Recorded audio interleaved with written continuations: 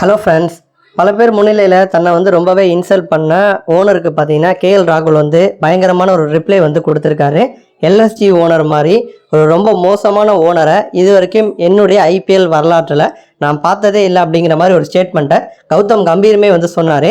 கம்பீர் லக்னோ அணியில் 2 வருஷம் மென்டராக இருந்திருக்காரு. அந்த 2 வருஷமும் லக்னோ பிளே ஆஃப் போயிருக்காங்க. கப்பும் வாங்கலை, அது ஒரு புறம் இருந்தாலும் பிளே ஆஃப் போகிறதே கஷ்டம். அப்போ லக்னோ 10 டீம்ஸ் இருக்கிறப்ப அந்த முதல் 4 அணிக்குள்ளே இடம் பிடிச்சி போனாங்க.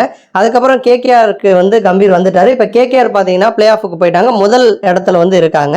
அப்போ அப்படிப்பட்ட கம்பீரே லக்னோ விட்டு வெளில வந்ததுக்கு முக்கியமான காரணம் பார்த்தீங்கன்னா அந்த ஓனர் ரொம்ப தேவையில்லாமல் உள் விவகாரத்தில் தள்ளிடுறாரு அப்படின்னு சொல்லிட்டு தான். அந்த மாதிரி சூழலில் லக்னோ அடுத்து டெல்லி கூட ஆட போகிறாங்க. அப்போ டெல்லிக்கு வந்தப்போ லக்னோ பிளேயர்ஸ் எல்லாம் ஒன்றா வந்திருக்காங்க. பட் அவங்க கூட ட்ராவல் பண்ணாமல் ராகுல் தனியாக கிரவுண்டுக்கு வந்திருக்காரு. அப்போ இதுலேருந்தே புகைச்சல் அதிகமாக இருக்குன்னு சொல்லலாம்.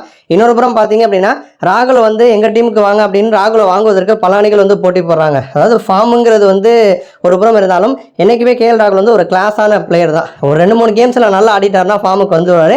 ஸோ இந்த மாதிரி பொது வெளியில் ரொம்ப பயங்கரமாக திட்டின காரணத்தினால ராகுல் பார்த்தீங்கன்னா வெளில வரதான் இருக்கார் லக்னோ விட்டு. அப்போ ராகுலை வாங்குவதற்கு அதிகமாக முயற்சி காட்டுறது ஆர்சிபி முயற்சி காட்டுறாங்க. ஆல்ரெடி ஆர்சிபியில் ராகுல் ஆடினவர் தான். பட் இருந்தாலும் இப்போ திரும்ப தன்னுடைய சொந்த அணிக்கே வாங்க அப்படிங்கிற மாதிரி ஆர்சிபி சைட்லேருந்து பார்த்தீங்கன்னா ராகுலை வாங்குவதற்கு ஆர்வம் காட்டுறாங்க.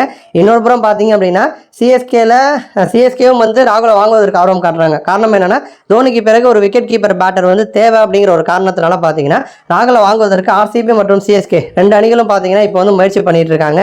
நன்றி.